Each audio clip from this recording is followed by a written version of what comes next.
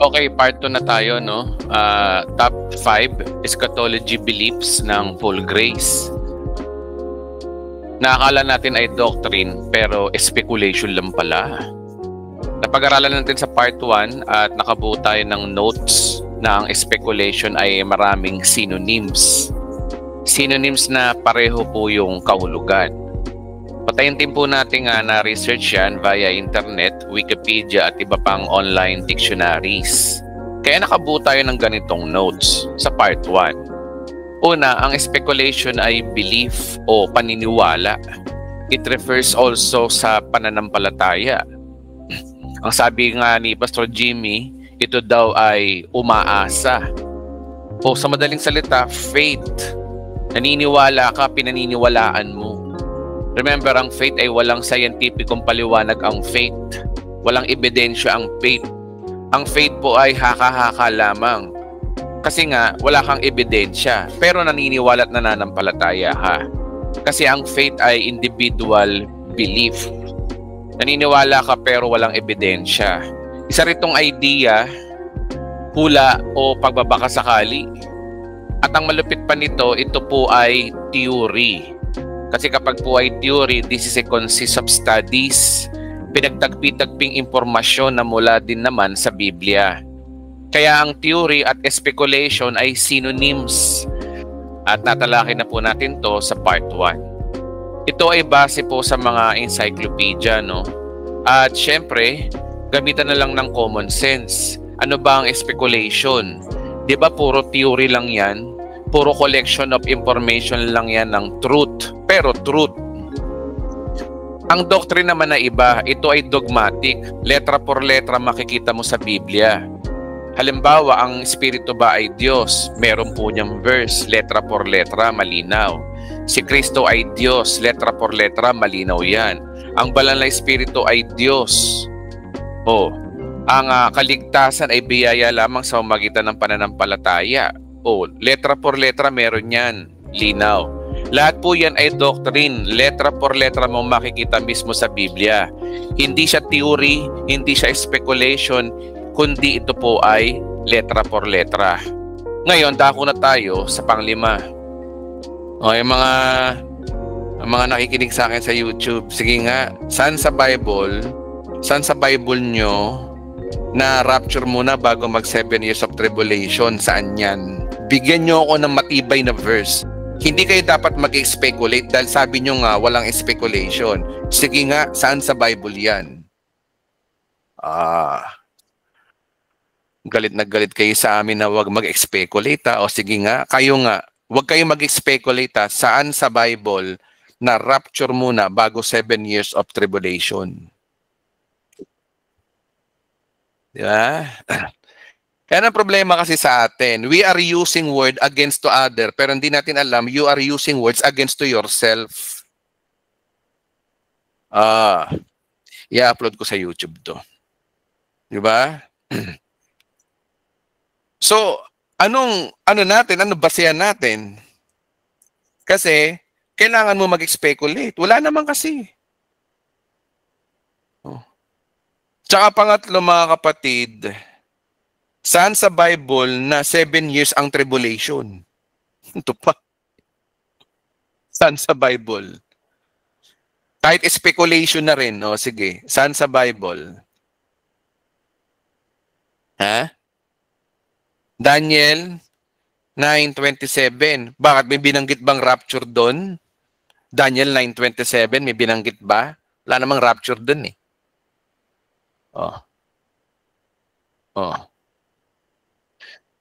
Kasi malinaw talaga, ang pagdating sa eschatology, hindi ka dapat maging dogmatic. Gagamit ka talaga ng speculation. Remember, again, ang speculation ay belief, paniniwala, o faith, umaasa ka. Naniniwala ka, idea, theory. Ayan, theory, yung panglimang. Theory. Wala naman sila mapapakita eh. Wala naman kayo mapapakita eh. Paano mga kapatid na sabihin ko sa inyo na ang pre-trib rapture ay hindi biblical, pero mas biblical ang post-trib? Naku po, ayan na. Mga kapatid, sangayon ba kayo? Wala na, patay na. Post-trib na. Ano? Saan Post-trib sa na tayo. Bible? Hindi sa ano mamaya ide-debunk natin. Kasi ang usapan dito, Bible sa Bible. Doctrine talaga, ha? Doctrine, hindi speculation. Kung di tayo mag-speculate, kailangan doctrine. Saan sa Bible na tribulation muna bago ang second coming? Paano kung may mapakita ako sa inyo? Paano nga ba yung sinabi ng pastor yun about doon sa 2 Thessalonians chapter 6? Ay 2:6 ba yun? Na hindi pa lahat nangyayaring ito dahil may pumipigil pa. Isa sa mga supporting verse yun na. Pastor. Sige, ito yung mga supporting verse natin, di ba? Sabi kasi dito, huwag kayong madaya kanino man sa anumang paraan. Hindi darating ang araw ng Panginoon hanggat hindi pa nagaganap ang huling paghihimagsik laban sa Diyos at paglitaw ng suwail na tiyak mapapahamak. Itataas niya ang kanyang sarili at kakalabanin ng lahat ng kinikilalang Diyos sa sinasamba ng mga tao. Uupo sa templo. So, Antichrist.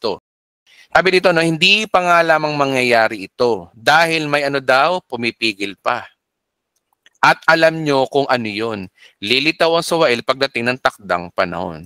Ngayon pa man ay palihim siyang gumagawa ng kasamaan at nananatiling ganyan hanggang di naaalis yung mahadlang. Kung maalis na mahadlang, mahahayag ang suwail. So, ito doctrine to guys. Pag sinabi ng Bible na hindi lilitaw ang Antikristo hanggat lumilitaw ang mahadlang, doctrine yan. Yan ang doctrine. Sinabi ng Bible, di ba? Sinabi ba ng Bible hindi lilitaw ang Antikristo, guys? Pastor. Yes. Bakit? Bakit kayo sumasangayon? Kasi doctrine siya Kasi sinabi ng Bible. Okay. Sangayon ba kayo lahat? Okay. Okay, verse by verse. Okay, verse by verse yan. Yan ang doctrine. Pero ang tanong, saan sa Bible, saan sa verse na to na yun ay ang church ang yung umahadlang? Saan yun? Saan dyan na yung humahadlang yung church? Vague ang sinabi ni Pablo Sabi dito, hindi pa nga lamang nangyayari ito dahil may pumipigil pa at alam ninyo kung ano yun. Alam daw ng unang iglesia kung ano daw yun. Tanong tayo, ano yun? Ano yung humahadlang? Holy Spirit ata, Pastor. Speculation yung sinasabi mo, wala naman dyan yun. May sinabi bang Holy Spirit na andyan? May sinabi ba? Speculation na naman. Sige. Wala, di ba? Doctrine yan. Walang malinaw. Hindi lilitaw ang Antikristo hanggat may humahadlang. Ang tanong, sino yung humahadlang? Saan sa Bible yun? Paano nyo nalaman yun? Sabi nila Christian. Sige nga, saan dyan? Saan dyan na nakalagay na tayo mga mananampalatayang humahadlang? Ang sinabi lang ni Pablo dito, at alam na ninyo kung ano yun. Di ba? So, saan tayo babagsak? Doctrine o speculation? Mag-speculate pa rin tayo. Speculation pa rin. So, pag speculation, meaning, gamitan mo ng common sense. Ito na yung speculation. Ang speculation dyan, yung banal na spirito. Kasi alam naman natin, hindi lilitaw ang Antikristo hanggat tumahad lang yung impluwensya ng banal na spirito. Kaya nga lang may problema kapag banal na spirito. Kasi kapag banal na spirito ang sinasabi mo dyan, lumalabas dyan na ang banal na spirito ay hindi omniscient. Di ba ang katangian ng Diyos, omnipresent, omniscient, omnipotent. Ang banal na spirito kahit saan naandun siya. Nasa langit, nasa lupa, o nasa ilalim ng lupa, naandun siya. That is God. Diyos siya. So, ibig sabihin, hindi banal na spirito ang tumatukoy dito na maaalis sa mundo. Alin dito sa mundo na yung pinananahan ng banal na spirito? Nananampalataya. Yung bride, yung tao. So, ang speculation lang talaga na ang sinasabi dyan ay yung church. Di ba? Ngayon ang tanong, doctrine ba yan o speculation? Speculation. Babagsak tayo sa speculation. Kaya ang pre-tribulation rapture ay speculation. Pero alam nyo, malinaw sa Bible talaga na ang post-trib talaga ang tinatawag na na what? rapture. Biblical. Biblical Walang rapture, guys. Walang rapture talaga. Kung titingnan mo yung Bible, ang sabi rito, no? Ang sabi rito, no? Pagkatapos, sinabi bang bago? Hindi eh.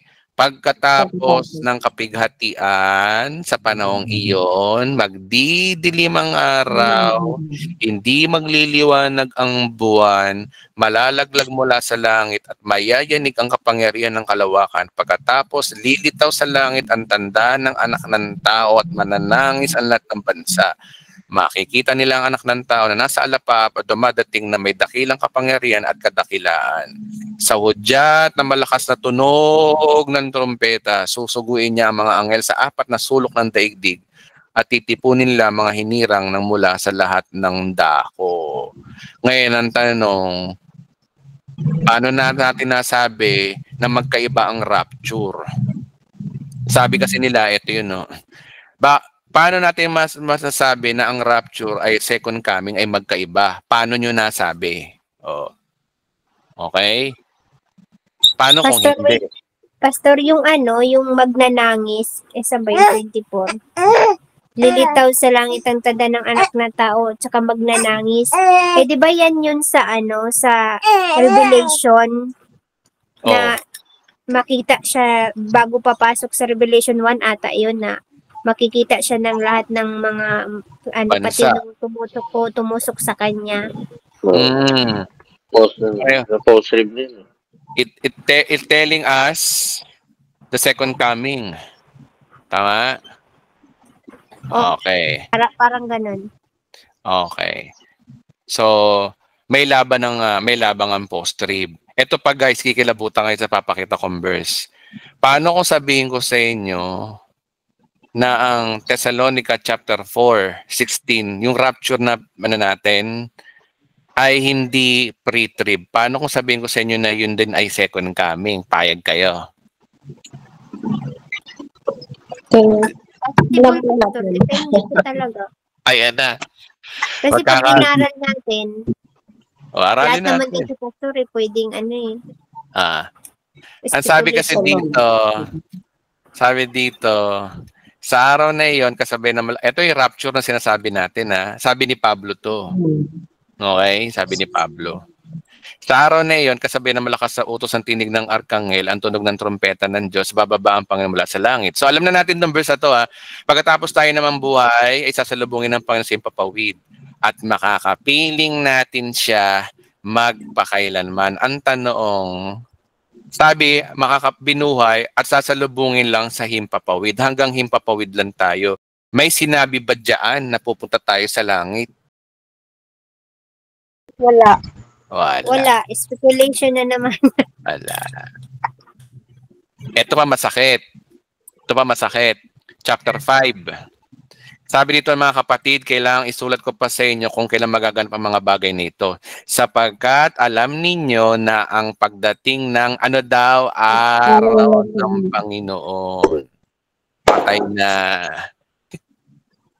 Pag-araw ng Panginoon, ayon sa Bible, magkaiba yung araw ng Panginoon sa the day of Christ. The day of Christ is concerned about rapture. Malinaw yun. Biblical yun. At pag-araw ng Panginoon, alam naman natin na saan yun, Pastor? Yung araw, the day of Christ? Hanapin natin, the day of Christ Bible verse. Matutumbok natin dyan yung rapture kung the day of Christ ba yun or ano ba yung isa, Pastor? Okay, Philippians chapter 1 verse 6. Natitiyak kong mabuting gawain ipasisimulan sa inyo ng Diyos sa kanyang lulubusin hanggang sa araw ng pagbabalik ni Jesucristo. Okay, kung tingnan natin sa King James, being confident in this very thing that we which had begun the good work in you perform until the day of Jesus Christ. Bakit nasabi na ito ay rapture? Kasi ayon sa theory na naman, para patapahalagan ko sa inyo ng ganito sapagkat mahal kayo sa akin. Hindi rin malinaw kung ito ba ay rapture. Pero kasi, iba in the day of Christ, Kapag binabanggit kasi ang the day of Christ by context, it tells about Christian living. It tells about gantimpala. Pero yung the day of... sige, research na natin yan. Next na lang yan. Okay. Pero naniniwala ako, meron akong proof na magkaiba ang the day of Christ sa day of the Lord. Kaya nga lang, ang binanggot ni Pablo dito kanina is the day of the Lord, yung rapture daw. So, hindi kaya posible na yung rapture at second coming, iisa lang yun? Pastor, meron kang tinuro di ba sa amin dati na magkaiba ang rapture sa second coming? May chart ka pa nga. Ipakita ko nga yung chart kong yan. Wait lamang po. Okay, pakita ko sa inyo. Pastor, nililigaw mo na kami Pastor. Talaga. Pero hindi tayo dapat mag-worry. Pastor, kung post-trade man. Kasi nga, kung post-trade man tayo, may sinabi naman, hindi ko lang alam, nakalimutan ko lang yung verse, na may sinabi na sa verse na. Diba, may tatak ni Jesus, para hindi madamay sa 144,000 yung kapatid. Yung verse na yun. Okay. That's not us. Who do you need? Yeah. Nakikita ba? First, Pastor, na ingatan tayo sa darating na kapighatian Teka lang kapatid. Wait lang nagkakaloko-loko yung aking ito lang. Ayan. Lakihan ko lang. Pagkakaiba doon ng rapture, second coming. Christ comes in the air. Christ comes to the earth. Ngayon ang tanong, paano nyo nga nasabi na ang Thessalonica 16 ay rapture? Wala naman sinabi dyan Basta darating siya, may trompeta rin. Tapos Christ come to the earth. Sabi natin si Kristo nasa langit. Yung sinasabi nating rapture. Bakit? Kung naniniwala akong rapture yan, kapag sinabi na after the air, pupunta tayo ng langit. Wala naman, di ba? Wala, Thessalonica, may sinabi ba rito? Sinabi lang dito, we are suspend in the air. Matapos tayo mabuhay, titipunin sa alapaap. Titipunin lang tayo sa alapaap. Isasama ang mga binuhay upang salubungin ng Panginoon sa impapawid. So sasalubungin pa lang ang Panginoon sa impapawid. Nasa impapawid pa lang. Sa gayon, makapiling natin siya magpakailanman. May sinabi ba dyan na langit pupunta? Hindi kaya ang second coming at rapture ay pareho ng sequence kasi ayon sa Mateo, titipunin daw lahat daw ng mga ng mga nilalang, yung second coming, 'di ba? Titipunin daw sa 4 na sulok ng daigdig. Hindi kaya ang mangyayari niyan na yung sinasabi ni Paul ay yung second coming din dahil titipunin lang tayo sa langit. Tapos lilipad tayo ng Jerusalem. Hindi kaya din 'yan? Atay na. Possible, Pastor. Possible. Ay na paktay, sira na ang pre-trib natin. Kasi, anong ibig ko sabihin sa inyo dito mga kapatid? Kailangan natin ng speculation. Kasi kung di tayo mag-speculate, maliligaw tayo. Gets nyo mga kapatid? Opo. Yes. This is how I defend na kailangan talaga ng speculation. Kasi tignan nyo, kung di tayo mag-speculate, ligaw ka na. Pastor. Lalabas niyan, post-trip ka na. Pag hindi ka mag-speculation kasi. Wala na, harmonize na tayo, post-trip lahat. Patay tayo lahat. Tama. Taan tayong nuclear. Ibig sabihin nun, masasaksihan natin ang Antikristo. Kasi kung puro tayo doctrine talaga, walang common sense, walang speculation. Kung wala tayong speculation, lalabas talaga na post-trip tayo, guys. Yun ang solusyon dun. Payag ba kayo, post-trip tayo? Ayaw, Pastor, kasi may guilt. Ayaw, uy. Sa first 3.5 years pa lang, Ulan na nga lang baha, patay na tayo. Maawa. Pastor, di ba tinatanong mo sa 1 Thessalonica na 4:16 to 17 kung nasaan ang rapture? Apo. Pastor, di ba pagka inano natin sa Greek word yon, harpaso? Harpatsi. Oo, harapan. Harpazo. Pero Opo, sa opo. Latin word, rapturo. Rapturo. O di ba po? Opo, Di opo. ba andun po yung rapture? Opo. Rapture po yan. Pero ang tanong, paano natin nasabi na yan ay mangyayari bago mag-tribulation? Saan sa Bible yun? Yun ang tanong kasi dito, Pastor. Hindi yung definition po ang tinatanong natin. Of course, this is rapture. Opo. Of course. Wait lamang po. Tingnan nyo, no? Totoo po yun, Pastor Marlo, na ang binabanggit sa Salonica ay rapture. Kasi ang tanong kasi natin dito, hindi po yung definition ng rapture. Kundi yung tinatanong kasi natin dito, saan sa Bible na rapture muna bago 7 years of tribulation? Yun po kasi yung topic natin. Okay po. Okay. Ayun po yan. Tapos, Pastor, yung yung sa second coming, harpaso ba yung sinabi dong titipunin? Kahit ba yun ay hindi Parehas harpat, lang. titipunin. Paano ka titipunin ng Diyos sa alapaap kung hindi ka dadagitin? O, sige nga.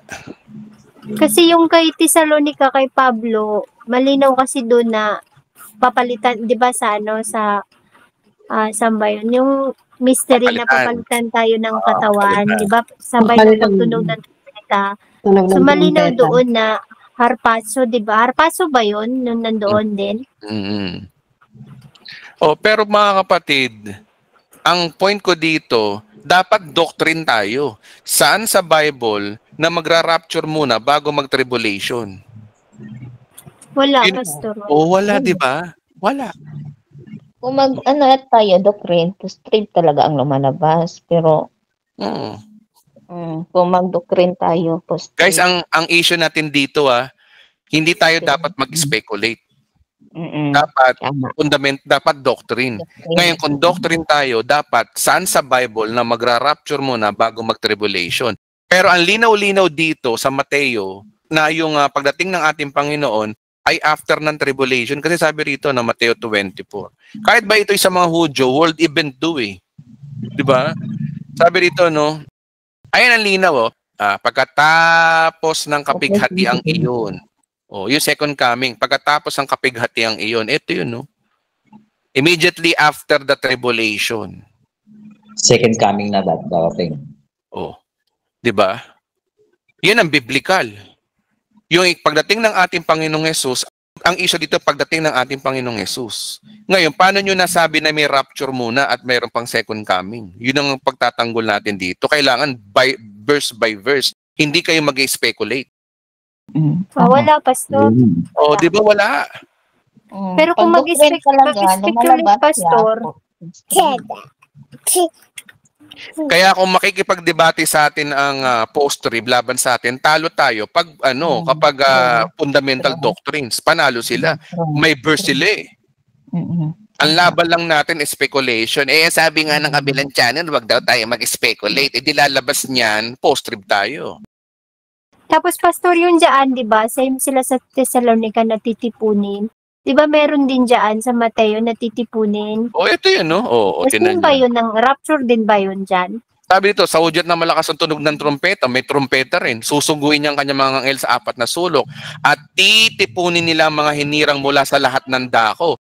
Kung tayo mga hentil ay ra-rapture at mananatili tayo doon sa alapaap, pwede rin second coming din yun kasi hanggang alapaap lang naman tayo. Titipunin daw sa 4 na sulok ng daigdig. O hindi kaya lumalabas no na yung pag-rapture sa atin na tinipon tayo sa alapaap, titipunin tayo ng mga anghel sa lahat ng sulok ng daigdig. Alam ba, sa Pilipinas, no? Nag-rapture. Kala natin rapture. Nung ni-rapture tayo, hindi naman tayo dumiretso ng langit, nasa alapaap lang tayo. Yung pala, second coming na pala yun. Bababa si Jesus Christ saan? Sa Mount of Olives sa Israel. So, ibig sabihin, nung pagbaba ni Christ doon, titipunin daw lahat. Yung mga titipunin na yun yung rapture, possible. Kasi nga, hanggang alapaap lang tayo eh. O pagdating ng alapaap, lilipad tayo sa Israel. Bababa tayong kasama ni Kristo. O di patayin na, lumalabas sa second coming yung rapture na yan, hindi pre-trib.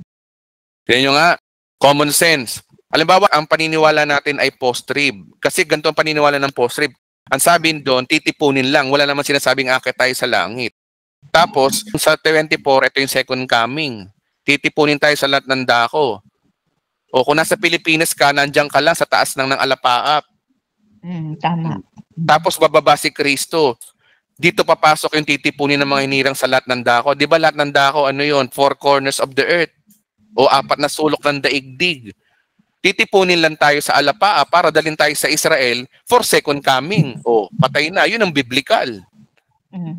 Lalo na post-trib dyan. Kaya kung hindi tayo mag-speculate, lalabas sa post-trib tayo, guys. Saan po yun? Kaya nga, hindi... Pero bakit, Pastor, magkapareha sila sa Thessalonica 4? Oo. Kasi nga, kailangan mo mag-speculate na eto yun ang pagkakaiba nila. Ito na yung atin, yung turo na ng pre-trib. Kasi nga, ang pre-trib... Kasi sinulat ni si Jesus kasi kausap dyan. Tapos, after nabuhay na si Jesus, yun na yung sa Thessalonica.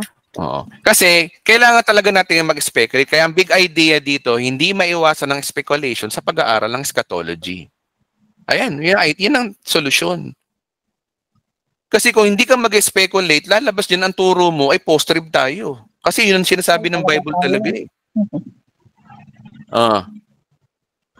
Di ba? Tama. Kaya need din mag-dispensation ba yun? Isa pa yung dispensation na yan. Need din talaga kasi iba-ibang iba-ibang kausap eh. Alam niyo mga kapatid, ito yung pinaka-big idea kung bakit ko tinuturo sa inyo to. Yung bintang nila sa atin na puro tayo speculation, malinaw na hindi mo mabubuo yung fundamental doctrines natin kung walang speculation. Dahil ang speculation talaga, 80% ng eschatology ay speculation. O ibalik ko kaya sa kanila yung tanong, huwag kayo mag-speculate. O sige nga, kung ayaw nyo mag-speculate, ayaw nyo ng speculation, patunayan nyo sa akin sa Bible, saan sa Bible na magra-rapture muna bago mag-tribulation. Kung hindi kayo gagamit mismo ng speculation. Sige nga, yun ang tanong ko sa kanila. Kaya ang big idea nga, kailangan nating mag-speculate para mapayapa ang buhay. Pinaglaban lang ni Pastor ang speculation. Pinaglalaban ko lang dito na dapat talaga mag-speculate. That is my motive. Magagalit sila nag-speculate. Tapos sila full of speculation din. Awit. Kasi galit sila sa speculation eh. Gusto nila Bible talaga, di post-trib sila. Kaya nga lalabas niyan. Sige po, Pastor, may tanong po. Para hindi po sila magalit ng speculation, mag-aral sila ng eschatology. Yun lang. Amen. At maliwanag na napatunayan natin na ang pag-aaral ng eschatology ay full of speculation. 10% o maaaring 80% lang dyan ang fundamental doctrines. Ang biblical talaga na sinasabi ng Biblia, babalik ang ating Panginoong Jesus. Walang sinasabing rapture o second coming. Walang secret rapture. Wala. Tingnan mo, yung mga turo nila, mystery, di ba? Kaya mystery kasi hindi naman talaga totoo na may rapture.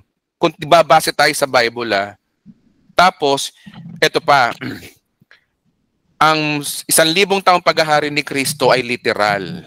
Nasa Bible yun. Doctrine yun, hindi yun speculation. Ang final judgment after ng 1,000 years ay doctrine. Bakit? Chronological order ng revelation. At yung tinatawag na final judgment, tapos matatapos sa impyerno yung mga unbeliever, at yung new heaven and new earth, that is very, very doctrinal and biblical. Pero wala po kayong makikita sa Bible na magra-rapture muna bago mag-tribulation. That is speculation.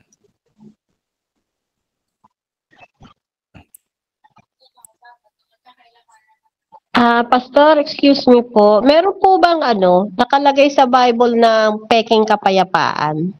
May makikita po ba tayo sa Bible ng peking kapayapaan sa 3.5 years?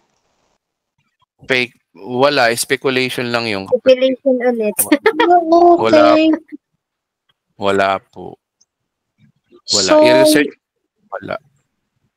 Sige po, magtanong po kay lahat. Go ahead. Go. Ginay, release yun yung mga nasa isip nyo. Magtanong na kayo. Go. Random. Salita lang kayo. Pastor, isang dahilan Sige po. kaya yung mga isang dahilan kaya yung mga iba't ibang Bible natin, yung ano ba, may Tagalog, may English, may Greek. Isa kayang dahilan yung kaya kung bakit nalilito yung mga tao? Exactly. 80% ligaw ang tao kapag hindi ka tumingin sa original translation. Yun. Kaya hindi maiiwasan talaga yung speculation. Kasi kung masyado tayong dogmatic na edi kailangan patunayan nyo sa amin lahat na yung paniniwala nyo. Sila di ba pre-trib din? Patunayan nyo nga sa akin. Di ba sila yung naghahamon, di ba? Wag daw tayo mag-speculate. O sige, patunayan nyo sa akin sa Bible. Saan sa Bible na sinabi letra por letra na magra-rapture muna bago ang tribulation? At pangalawa, saan sa Bible na meron nakapending na 7 years of tribulation? Saan sa Bible yun? Na may darating pang future. Pero tingin ko, hindi lang nila inaamin na nag-speculate din sila eh. Kasi, kaya yung time na yon na nagsasalita yung leader ng kabilang channel pinupuntirya lang yung speculation natin dahil nga doon sa akala nila, tayo mismo yung nagsaset ng date. Hindi sila muna puro husga kasi sila eh. No, yun na. Eh, nabulag sila eh. Nabulag sila sa sarili nila eh. Sabi dito, pati yung magiging nobya kong si Ivana Alawi, speculation ko na lang pala. Pwedeng mangyari, pwedeng hindi. Ito talaga si Pablo, talaga nito. Pati kape, speculation lang siguro yan kasi hindi pa nabuo. Pati nga yung birthday ni Jesus, saan sa Bible na birthday ni Jesus? October 7. Speculation din yun.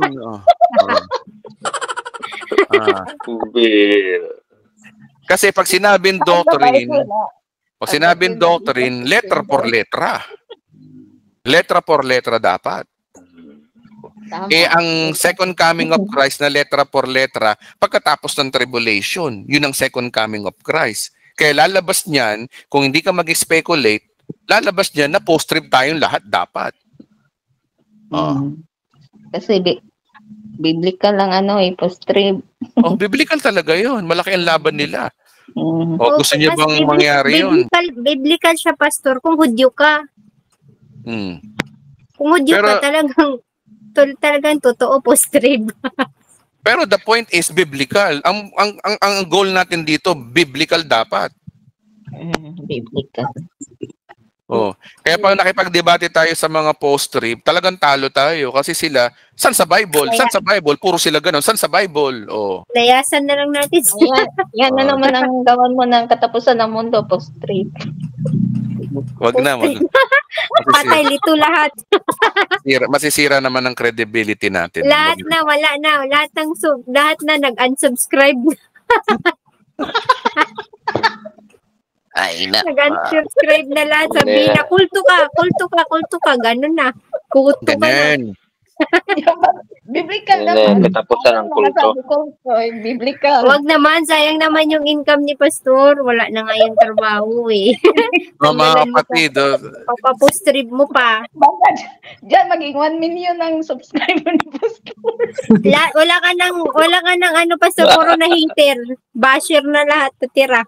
Wala na. Ayawan na talaga. Kumikita pa rin naman yun Ayawan na. Kumikita pa rin yun kahit na bashers. Ang dami mong dibang Pastor yung mga dibang natin si Edwin. Ikaw na ata laman ng YouTube. Ngayon, explain ko bakit pre-trib. Merong panlaban ng pre-trib na verse. Yan po ay nakasulat sa 1 Thessalonica or Titus. Sasabihin Titus. Chapter 1. Sabi sa 1 Thessalonian Chapter 1 verse 9, ito yun, ito yung palaban natin sa mga post-trib. Sabi rito, at maghintay sa pagbabalik ng kanyang anak na mula sa langit. Ito ay si Jesus na muling binuhay na siya ring magliligtas sa atin sa darating na poot ng Diyos. Kaya ito ay magpapanginig sa mga post-trib. Okay? Ayan guys ayan ang verse natin. Pag sinabing poot ng Diyos, hindi tayo magkakaroon ng, kaya nga lang, hindi pa rin malinaw kung pre-trib o post-trib. Yung poot, Pastor, pwede sa judgment din yan eh. Like, yung i-judge ka sa mga kasalanan mo pag hindi ka ligtas. Pwede rin yun dun. Kung ako post-trib, pwede kong biyan, hindi naman binabanggit dyan yung poot ng Diyos, yung tribulation eh. Kaya nga lang kasi ang linaw sa tribulation na yung 7 mangkok at poot ng Diyos, di ba? Ang linaw. Hindi kaya ito yun. Tsaka pangatlo, ano ba yung context? Tingnan natin sa Greek. Kahit nanting natin sa Greek to, malinaw naman na ito ay poot ng Diyos. Sabi dito, and to wait for His sons from heaven, hinantay daw natin si Jesus Christ mula sa langit, whom He raised from the dead, even Jesus, which deliver us from the wrath of God, the wrath to come. Kahit na may meaning ng Greek niyan, ang hinahanap natin dito, anong timetable ba to? Wrath nga, galit nga ng Diyos. Ito ba ay tumutukoy sa tribulation age ba? Hindi rin malinaw no? Tingnan nyo, ang inyong pananampalataya sa Diyos ay nabalita rin sa dako, kaya hindi kailangan magsalita kami sa inyo. So, ito ay tumutukoy sa pananampalataya nila sa Diyos. Ang context po nito ay yung magandang balita, hindi second coming. Ang magandang balita lubos namin pininiwala na ipinahayag namin sa inyo, hindi lamang sa magitan ng mga salita, kundi sa magitan ng banal na Espiritu. Itong context na to ay tumutukoy saan? Spiritual salvation. Mamuhay kayo ng may halimbawa at ayon sa Panginoon, tanggapin ninyo magandang balita. Kaya ang binabanggit dito, at muli niyang binuhay na siya ring magliligtas sa atin sa darating na poot ng Diyos. Kung ang salvation ang pinag-uusapan dito, ano ba ang poot ng Diyos sa salvation? Di ba yung final judgment? Kaya tama si Princess Oy dito.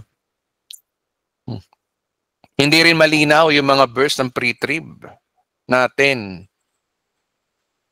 Kahit nga speculation, hindi rin malinaw yung pre-trib, hindi rin malinaw Tingnan niyo yung mga verse natin, yung mga pambanat natin. Gaya niyan, ano ba yung mga verse? Sabi rito, yung 1 Thessalonians 5:9. 1 Thessalonians 5:9. Ito, kino-quote natin to. 1 Thessalonians 5:9, sabi rito, hindi tayo pinili ng Diyos upang parusahan, kundi upang iligtas tayo sa magitan ng ating Panginoong Jesus. So, ang sinasabi ko lagi dyan, ayan hindi tayo mapaparusahan. Big sabihin yan, hindi tayo dadanas na ng tribulation. Judgment pa rin yan, Pastor, kasi di ba in Christ there is no condemnation. Hindi, ibig sabihin kapatid, by context. Alam mo, binabanggit na rito, na iligtas, na hindi tayo parusahan. Yung ba ay tribulation age? Binanggit ba? Hindi naman Alinaw dito, ngunit wala na kayo sa kadiliman, second coming, sa bagay, rapture ang binabanggit dito. Ay, oo nga, rapture nga pala to. Kaya nga lang, the day of the Lord pa rin to Kaya mga kapatid, ang pre-trib talaga, tila malabo talaga siya, malabo.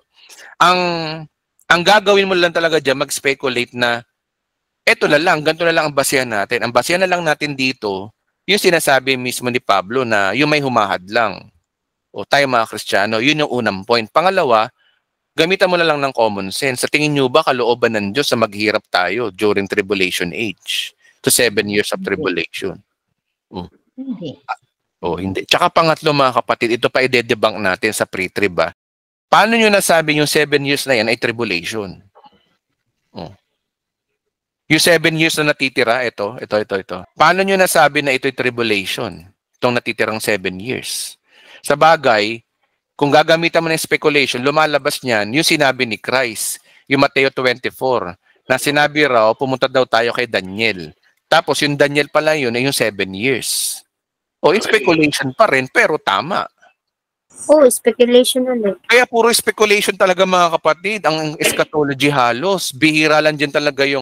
Ang maliwanag lang kasi dyan, darating ang ating Panginoong Jesus na gaya ng magnanakaw, walang nakakaalam, mahuhulaan mo rin, pero wala pa rin nakakaalam halos. Tapos, hindi malinaw kung rapture ba yun o second coming, basta darating siya at sinabi sa Mateo 24, mangyayari yun after ng tribulation. Yun yung malinaw. Tapos, sa second coming, Battle of Armageddon sa Revelation, after ng Battle of Armageddon, mag-ahari si Kristo sa loob ng 1,000 taon. Bible may sabi na, sunod-sunod na yun ha. Yung sa Revelation na. Revelation chapter 20, 1,000 taon mag-ahari si Kristo. Kalagitnaan ng Revelation 20, palakawalan si Satanas. Tapos ng Revelation chapter 21, final judgment. Yun yung biblical. Pero yung sasabihin mo na magra-rapture muna, tapos magkakaroon ng 7 years of tribulation, malabo. Kailangan mo ng speculation doon. Speculation talaga. Kasi kahit yung sinasabi na na magra-rapture anytime, any moment speculation pa rin. Speculation din yun eh. Wala ka naman basihan sa Bible yun na any moment. Nung tawag ba, twinkling of an eye ang rapture, ay hindi naman yun. Kasi totoo lang mga kapatid, kung gagamit tayo ng biblical truth, walang rapture. Walang yung may secret na na dadagitin ng church. Ang lahat talaga ay tutungo sa second coming. Lahat second coming talaga. Kaya mga kapatid, remember, eto lang yan. Kailangan natin mag-speculate. Bakit? Kasi alam ba sinasabi ng speculation? Ang speculation ay faith.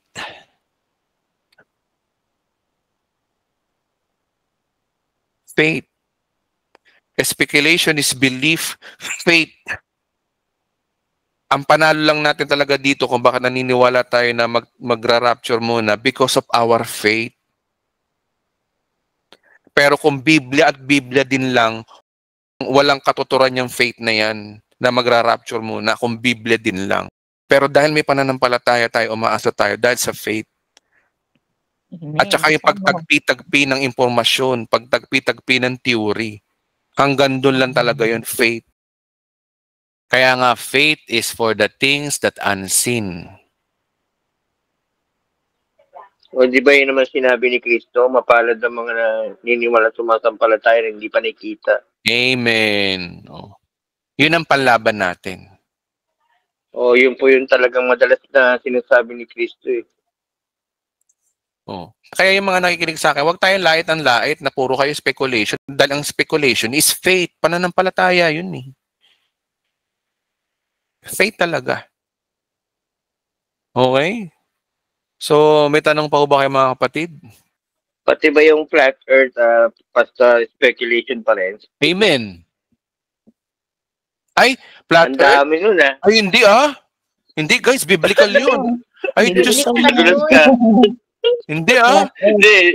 Tinidus ko lang yung tanong eh. Sinagot si Pastor, oo. Talaga?